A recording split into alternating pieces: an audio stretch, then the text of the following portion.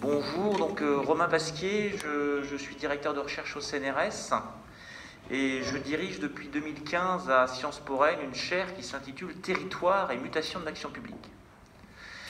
Et donc la mission qui m'a été confiée en ce début de matinée, c'est effectivement d'essayer de nourrir le débat autour de la gouvernance. La gouvernance et son articulation avec les territoires, avec l'action publique européenne. Alors pour moi, c'est un peu, je vous cache pas, un peu un retour vers le futur, parce que j'ai beaucoup étudié Leader, mais il y a 20 ans à peu près. Hein. Donc vous voyez, Leader, c'est pas récent. J'avais notamment dans ma thèse, hein, j'avais fait pas mal de comparaisons de programmes de développement local entre la France et l'Espagne.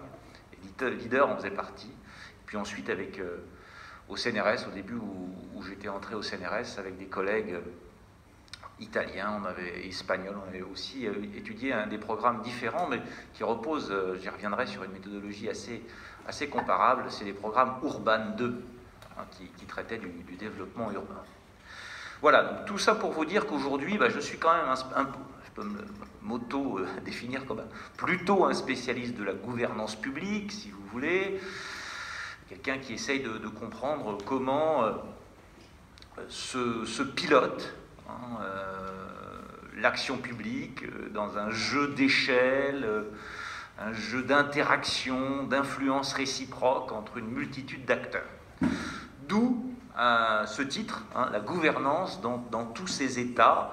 Je vais essayer d'illustrer d'où vient la gouvernance, d'insister sur certaines tensions possibles entre cette vision européenne de la gouvernance et la réalité de la gouvernance territoriale à la française. Et on terminera sur un petit peu des éléments aussi que vous devez croiser dans vos métiers d'animateur ou de gestionnaire leader autour des enjeux contemporains des politiques territoriales qui, évidemment, renvoient directement à cette notion de gouvernance. Alors, un peu d'histoire en ce début de matinée. C'est toujours assez intéressant de faire un peu d'étymologie pour essayer de comprendre finalement le sens profond d'un mot et peut-être du signifié qu'on y et du signifiant que l'on y projette. Le mot gouvernance a la même origine que le mot gouvernement. Et donc il vient, que ce soit du côté du latin ou du grec, c'est une notion qui renvoie à la notion de gouvernail, hein, notamment pour piloter des navires, que ce soit dans le monde latin ou dans le monde grec. Donc on est bien sur cette idée de pilotage à travers la notion de gouvernance ou la notion de gouvernement. On le retrouve en vieux français, hein, notamment au XIIe et XIIIe siècle, lorsque le royaume de France gouverne un peu à distance les bailliages de l'Artois et de la Flandre. Donc ce n'est pas un gouvernement totalement centralisé, on y reviendra, totalement direct, comme pour les autres territoires du royaume de l'époque. On parle de gouvernance de l'Artois, de gouvernance de la Flandre. Et il est utilisé un peu différemment, mais il est utilisé également en anglais, hein, dans le vieil anglais, autour de governance, pour évoquer le partage des pouvoirs entre différents groupes sociaux qui constituent la société médiévale de l'époque. Hein, et on le retrouve aussi en espagnol, hein, gobernanza, c'est tout à fait similaire. Et puis, au sortir du Moyen-Âge, lorsque finalement l'État-nation commence à émerger sous sa forme plus centralisée, il disparaît. Il disparaît du français, il disparaît aussi, pas complètement, mais il est beaucoup moins usité également en anglais. Et donc finit par tomber complètement en désuétude au XIXe siècle et au début du XXe siècle. Il ne va être repris que dans l'entre-deux-guerres, notamment par des économistes. Et donc, à partir du milieu du XXe siècle, on voit que la gouvernance est plutôt utilisée en anglais. Elle n'est pas utilisée encore en français. Essentiellement des économistes anglo-saxons qui utilisent la notion de governance. Pourquoi? Notamment pour analyser la gouvernance des entreprises, comme des organisations un peu singulières, et notamment pour pointer le rôle croissant des actionnaires, vous voyez un peu la société civile, si vous voulez, dans la direction des entreprises. Donc, en économie industrielle, en sociologie de l'économie, dans le monde anglo-saxon, on voit que la notion de gouvernance, progressivement, dans les années 50, 60, va désigner l'espace des interactions, des transactions entre les directions d'entreprise et le monde de l'actionnariat pour essayer d'établir une bonne gouvernance, et notamment pour réduire un certain nombre de coûts de transaction. Donc, derrière la notion de gouvernance, de corporate governance en particulier, il y a l'idée aussi de rationalisation, rationalisation budgétaire, rationalisation financière. Progressivement, dans les années 70, notamment à travers les travaux de James Rosenow et d'autres, on va l'appliquer aussi aux relations internationales. Années 70-80, notamment lorsque ça prendra évidemment beaucoup plus d'importance à la fin des années 80 avec la chute de l'Union soviétique et que un monde multipolaire commence à émerger, on va commencer en relations internationales aussi à utiliser le mot de gouvernance, de global governance. Voilà. Donc on voit bien que plus il y a d'acteurs, plus des acteurs on va dire, qui ne sont pas les acteurs usuels d'une organisation arrivent dans le jeu, eh bien, on voit que la notion de gouvernance va progressivement être préférée à celle de gouvernement. Dans la science politique, elle arrive dans la dernière décennie du XXe siècle, un peu comme dans les relations internationales. Parce que, là aussi, de nouveaux acteurs, de nouveaux niveaux d'administration publique vont commencer à jouer un rôle croissant. C'est notamment pour souligner la montée en puissance de l'Union européenne que l'on va utiliser la notion de gouvernance. La montée en puissance de l'Union européenne et des gouvernements locaux et régionaux. Et c'est notamment des auteurs comme Gary Marx, Lisbeth Houdy, qui vont développer la notion de gouvernance multiniveau, multi-level governance, beaucoup utilisée aussi dans l'action publique européenne. Gouvernance multiniveau, ça vient de là. Marx et Houdy, qu'est-ce qu'ils étudient en 1992-93? Ils étudient tout simplement la mise en œuvre de ce qu'on appelait à l'époque la politique régionale des communautés européennes. Ce n'était pas encore l'Union européenne, vous voyez.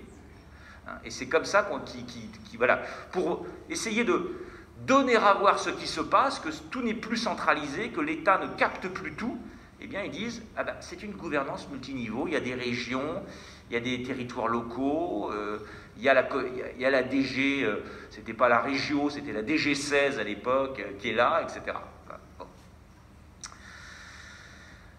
Donc une discussion assez forte en analyse des politiques publiques sur cette gouvernance multiniveau, aussi la montée en puissance des acteurs privés, donc là autour de notions, autour de la gouvernance urbaine, par exemple les travaux de Patrick Le Gallès. Donc il y a un effet ciseau par le haut et par le bas, avec un S. Effectivement, l'État semble contraint de s'adapter à un nouveau contexte d'interaction. Alors aujourd'hui, il y a une autre actualité aussi, enfin, il y a une petite dizaine d'années, autour de la notion de gouvernement à distance. C'est-à-dire, autant on a beaucoup utilisé la notion de gouvernance, autant un certain nombre d'auteurs aujourd'hui réinterrogent la gouvernance en disant que, ok, l'État s'est un peu effacé, ou en tout cas il est peut-être moins présent physiquement dans les territoires, mais grâce aux appels à projets, grâce à la fiscalité, grâce à son pouvoir normatif, il continue de gouverner à distance. Donc est-ce que c'est une gouvernance plurielle, ouverte, horizontale, ou est-ce qu'en réalité se cache un gouvernement à distance? Donc quelque chose avec une capacité d'imposition plus forte. Donc là, les débats c'est pas tranché. Nous, ce qu'on a beaucoup défendu, c'est l'idée de gouvernance territoriale à la française, c'est européanisé, notamment avec la montée en puissance de la politique de cohésion territoriale de l'Union européenne. Dans les années 90, on passe à plus du tiers du budget européen sur cette politique publique. Alors, en sachant que le rapport de l'Union européenne au territoire est très divers. Bien sûr, il y a l'unionisation, c'est vous d'une certaine manière, les programmes leaders, c'est une forme d'unionisation de politique locale, c'est l'Union européenne qui, en interaction évidemment avec les territoires, mais va promouvoir quand même un cahier des charges, une façon de penser le développement rural. Mais il y a plein d'autres interactions possibles qu'on voit aussi entre le dispositif européen, les référentiels européens et les territoires, que ce soit du côté du Conseil de l'Europe, mais aussi tout ce qui est logique de coopération territoriale ou transfrontalière. Alors si on regarde ce que vous êtes, c'est-à-dire ces politiques interventionnistes de l'Union, c'est-à-dire une mise en œuvre dans les espaces nationaux et locaux de politiques publiques qui sont définies par une réglementation de l'Union européenne. Qu'est-ce qu'on observe? Eh bien, on observe une vision particulière de la gouvernance. À travers quoi? À travers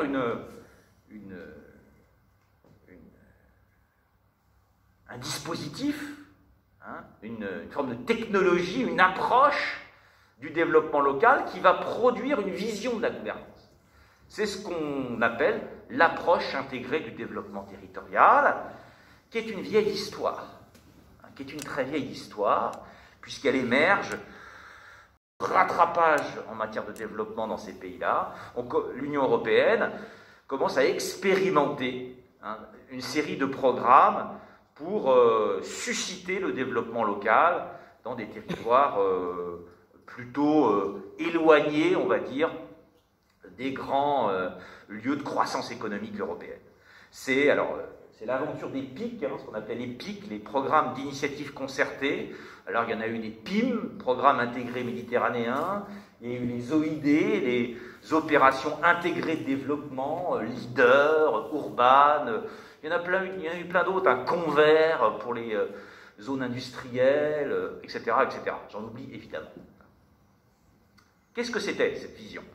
Il s'agissait de faire bouger les cadres des administrations publiques domestiques, c'est-à-dire qu'il y avait... C'était l'équipe de Jacques Delors, en fait, et de l'AMI, autour de lui, qui pensait que les États-nations étaient bureaucratiques et qu'il fallait essayer de proposer une approche disruptive, quelque chose qui allait faire un choc sur les traditions administratives pour développer une ingénierie du développement local différente. Donc, il fallait une façon de gouverner, des mécanismes de gouvernance à même de bousculer ses habitudes administratives. L'approche intégrée du développement territorial, elle, d'une certaine manière, cette ingénierie autour de principes d'action est restée stable. C'est ce qui fait sa force, d'ailleurs. Ils sont là. Ils sont sans doute... La liste n'est pas exhaustive, mais c'est ceux que j'ai pu repérer, moi, dans mes travaux.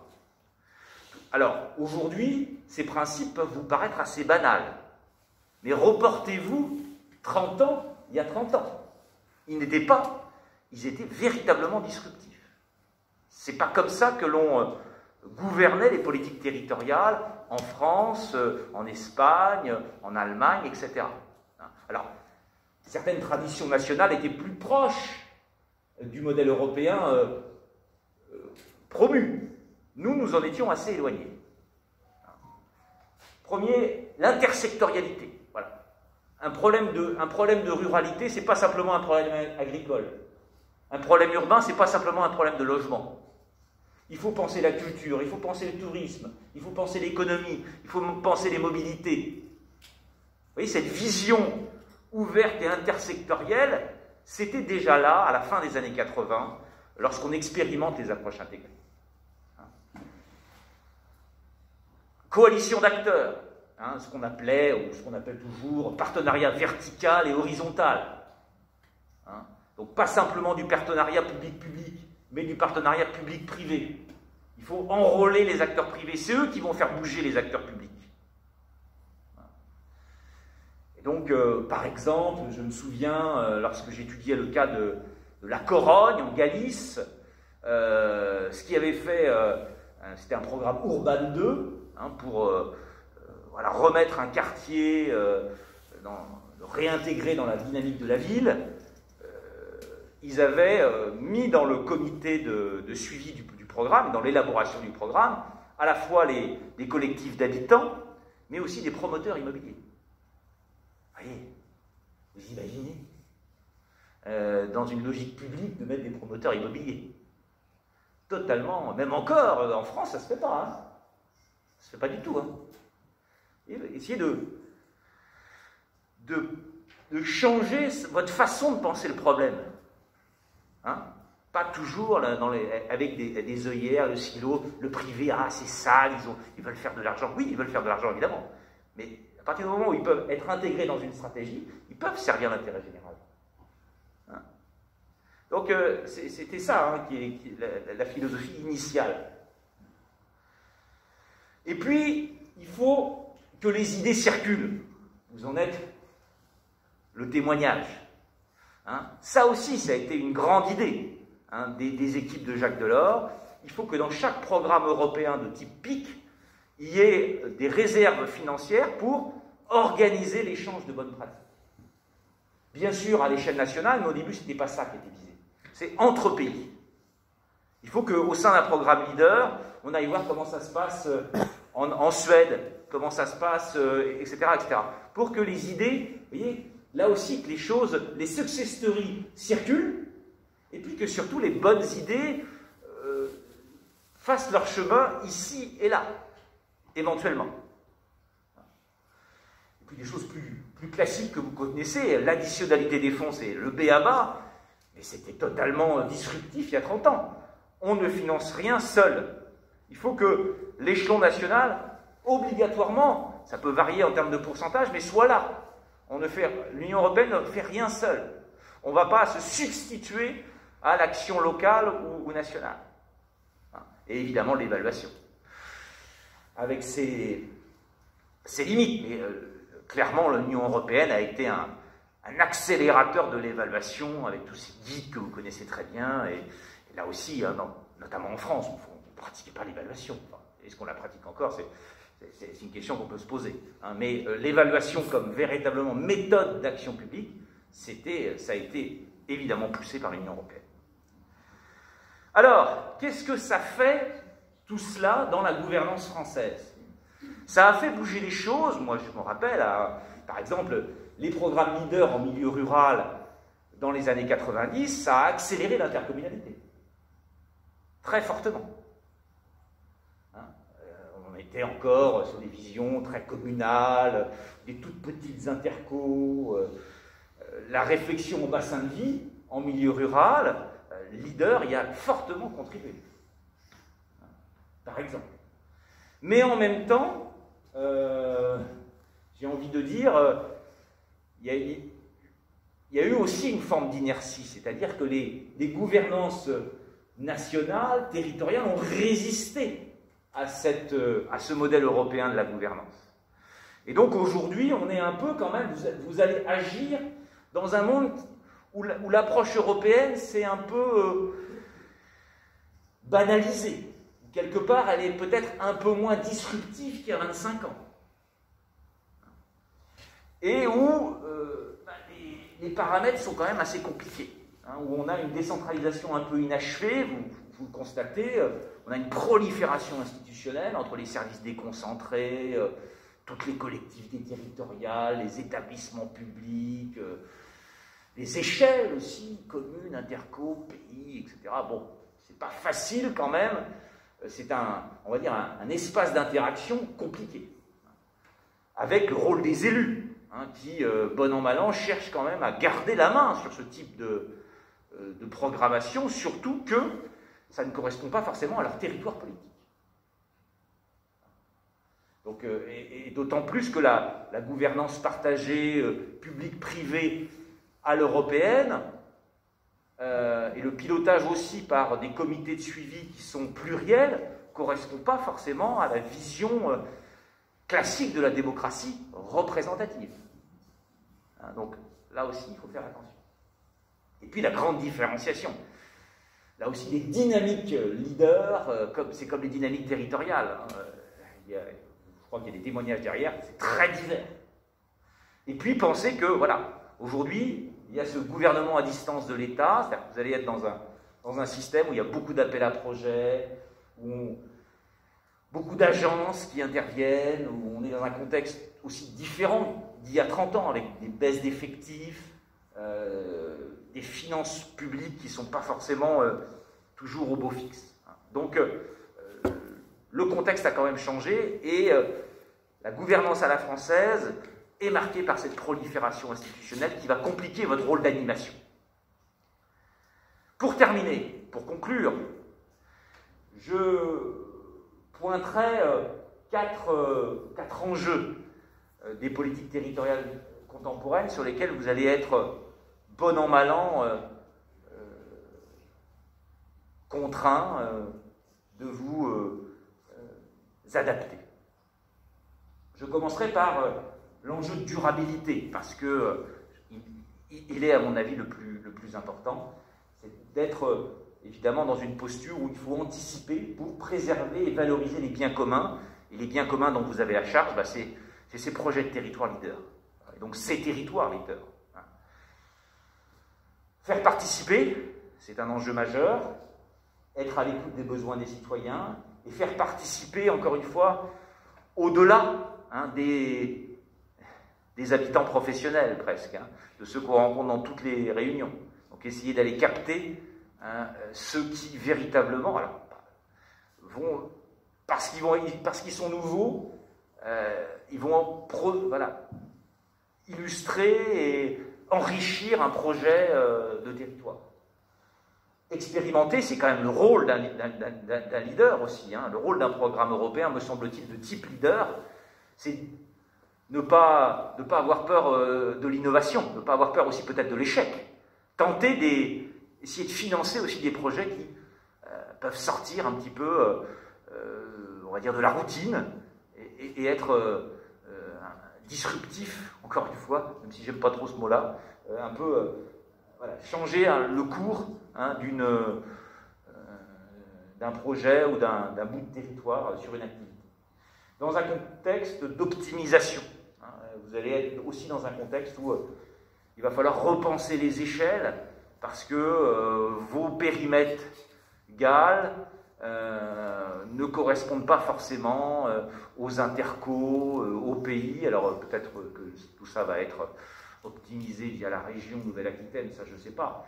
Mais voilà, il y aura cette relative pression de la maîtrise des échelles et de la maîtrise des coûts. Voilà, donc anticiper, faire participer, expérimenter, optimiser, c'est à mon avis les 4 mots-clés de la gouvernance territoriale dans laquelle vous allez évoluer pour les 6 ou 7 ans qui viennent. Voilà, je vous remercie.